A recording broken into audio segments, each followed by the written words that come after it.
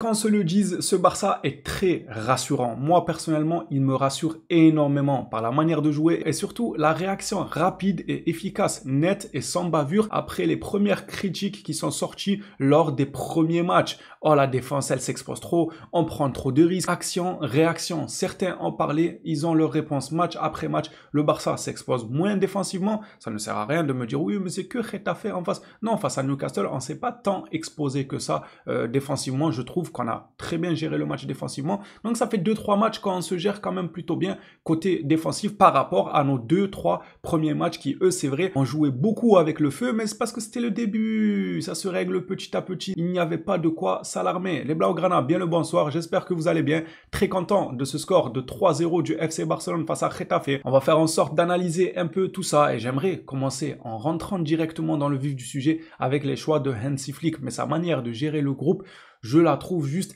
exceptionnelle, incroyable dans la répartition du temps de jeu. Lorsque tu as un banc qualitatif aussi fourni que celui du FC Barcelone, tu ne dois pas te louper parce que au moindre faux pas, tu peux plonger certains joueurs dans des dépressions, dans des manques de confiance, manque de régularité, même si on en a, bien sûr. Olmo, il te sort un bon match sur 4, voire sur 5, voire sur 6, peut-être 7, 8, 9. Bref, il manque de régularité. Mais les choix d'un coach peuvent plomber le mental d'un joueur et on l'a vu, nous, à Barcelone, on est vaccinés vis-à-vis de ça. On a vu que certains coachs ont eu à faire des choix qui ont plongé nos joueurs dans une dépression, psychologiquement parlant. Ça n'allait pas du tout. Flick, lui, c'est tout le contraire. Il donne du temps de jeu à absolument tout le monde. En fin de compte, Flick maîtrise très bien ce collectif en termes de temps de jeu. Pareil pour Rashford, il sort d'un très bon match face à Newcastle. Beaucoup, dans moi notamment, j'aurais pu dire très clairement, mais le titulaire Rashford, il faut qu'il enchaîne, il faut qu'il soit régulier, il faut lui donner de la confiance. Lui, non, il te met Ferran Torres à sa place. Voilà, Lewandowski, Ferran Torres, Rafinha,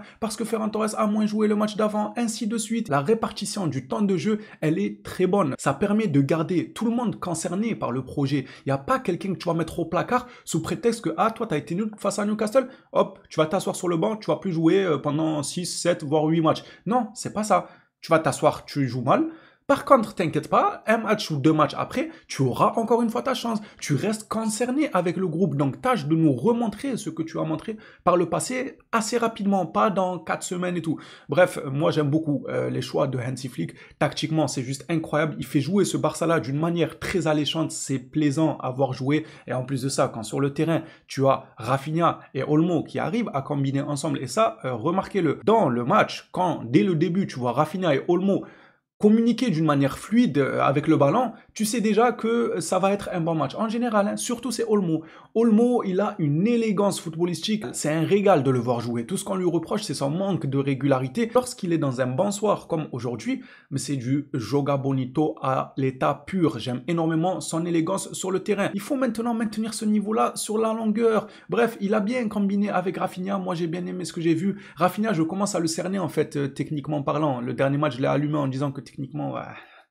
c'était compliqué. J'ai l'impression que lui, en fait, il réussit les gestes techniques quand tu as 2% de chance de les réussir. Genre les gestes techniques un peu risqués, un peu en mode S-word. Voilà, en mode le gars, il va chuter, en fait, il se relève, il réussit le crochet, talonnade. On sait pas comment il a fait ça, il réussit, c'est super, c'est 10 sur 10. Mais quand tu lui demandes de faire un crochet extérieur ou intérieur, il s'en mêle les pinceaux. Il fait n'importe quoi. Là, à un moment, il fait une action, un rush solitaire, où il fait un crochet intérieur. Il esquive le joueur, on dirait il est dans Matrix, qui se prend des balles.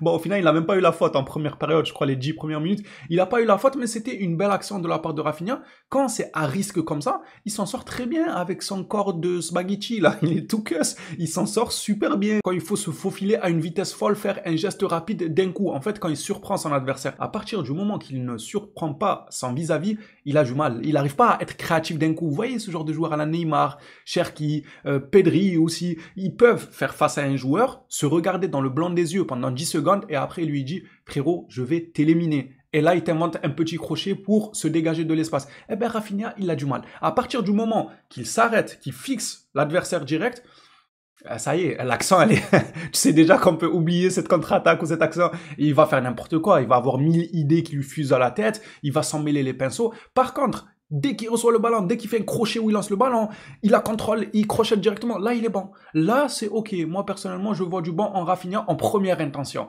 Lorsqu'il garde le ballon sur la ligne, il commence à trop réfléchir et je sais pas son cerveau, ce qu'il fait. Franchement, je sais pas à quoi il pense quand il y a ce laps de temps où tu dois faire un choix et choisir un geste technique à faire. Certains joueurs, c'est inné en eux. Ils ont la technique et la facilité de le faire. Rafinha, pas trop. Mais aujourd'hui, quand même, j'ai apprécié ces combinaisons avec Olmo. Olmo a fait un match monstrueux. Ferran Torres, il est clinique devant les cages, il continue à faire plaisir. Nous qui croyons tous que ça allait être Lewandowski, comme d'habitude, qui allait concurrencer Mbappé pour le pichichi, on dirait bien qu'on est en train de faire fausse route. Vous voulez qu'on fait un petit demi-tour et qu'on change de route, ou on reste toujours dans le train Lewandowski pour le pichichi en concurrence, en tout cas avec Mbappé? Je ne dis pas qu'il va le gagner, mais ce sera lui qui va le talonner à de nombreuses reprises, voire le dépasser au cours de la saison. Pourquoi pas? Lewandowski, il en est capable. C'est un attaquant confirmé, c'est un fait. Maintenant, on pensait que c'était lui, on était sur ce chemin-là, mais les frères, on fait demi-tour, prochain rond-point, on prend la sortie Ferran Torres. Vous voulez pas? Oh, il enchaîne. Ah, il est clinique devant la cage. C'est lui qui va finir pichichi. Il me fait extrêmement plaisir, Ferran. Il faut qu'on lui rende la monnaie de tout ce qu'on lui a fait subir à ce type. On l'a tellement descendu, rabaissé, taclé, traité. Allez, maintenant, c'est le moment de l'encenser, de dire à quel point il est clinique. Il a un sang-froid devant la cage. Vous me direz, c'est que Getafe. Encore une fois, je vous répéterai que même les matchs d'avant, il est sur une certaine régularité. Et c'est ça qui compte avec moi. C'est la régularité avant l'individualité lors d'un match. Ça ne nous mange pas grand-chose. Bref, en parlant de Ferran Torres, Lewandowski, le pichichi et tout, si je me devais de faire une analyse rapide, je dirais que Lewandowski n'a servi à rien. Mais si je me devais de m'attarder un peu plus sur le match de Lewandowski, je dirais que Lewandowski a tout bonnement servi à ce que Ferran Torres marque son doublé. Oui. Ça, c'est l'analyse facile. Je peux très bien dire ça, ça prend 10 secondes et hop, on passe à autre chose. Ouais, les gars, Lewandowski, il a été nul sur le terrain, mais il sert à rien celui-là, mais c'est l'ombre de lui-même, ça y est, retraite. Ça serait la facilité. La vérité, essayons de pousser le bouchon un peu plus loin. Lewandowski, sa présence sur le terrain a embêté la défense de Getafe. Qu'on le veuille ou non, encore une fois, c'est un attaquant confirmé. C'est quelqu'un qui sait où se déplacer pour créer, libérer de l'espace pour ses coéquipiers. Et c'est ce qu'il a fait aujourd'hui, car Ferran Torres, aligné en tant qu'ailier gauche, il n'a pas joué ailier gauche. Il était autour de Lewandowski, on pourrait même se dire que c'était un double buteur qu'on a vu ce soir. Il était dans la zone de Lewandowski et Lewandowski a su avoir un équilibre entre lui libérer de l'espace sans lui marcher dessus. Parce que ce qui aurait pu arriver avec un attaquant de moins bonne envergure, c'est qu'il marche sur les pas de Ferran Torres. Et Ferran Torres, lui aussi, il a un petit côté bourricot. Il aurait pu lui aussi marcher sur les pas de Lewandowski. Mais là, ce n'est pas arrivé parce que Lewandowski, il a l'expérience. Il lui dit, mon petit, moi je vais courir de ce côté, ils vont tous me suivre. T'inquiète pas, tu vas recevoir le ballon tout seul là-bas. Gère-toi tout seul. C'est ce qui s'est passé. Donc Lewandowski, je ne vais pas lui tomber dessus. C'est vrai que je m'attendais à mieux. Je vais pas dire que c'est suffisant, que le gars, il est là que pour libérer des espaces, c'est uniquement son rôle qu'on lui demande. Non, on lui demandera plus. Sinon, si c'est pour libérer des espaces, qu'il aille faire contrôleur aérien pour les aéroports, qu'il libère l'espace aérien, ou je ne sais rien, moi, gendarme sur la route, qui fait la circulation. Non, il n'est pas là que pour libérer des espaces. J'attends plus de lui. J'aurais aimé qu'il plante un petit but, même pour sa confiance, ça aurait été cool. Je dis juste que je n'ai pas envie de tout mettre à la poubelle de la part de son match. J'attends plus. Oui, il n'est pas là que pour libérer des espaces. C'est pas une corbeille dans un disque dur, en mode il libère les espaces des disques durs. Bref, je me suis compris.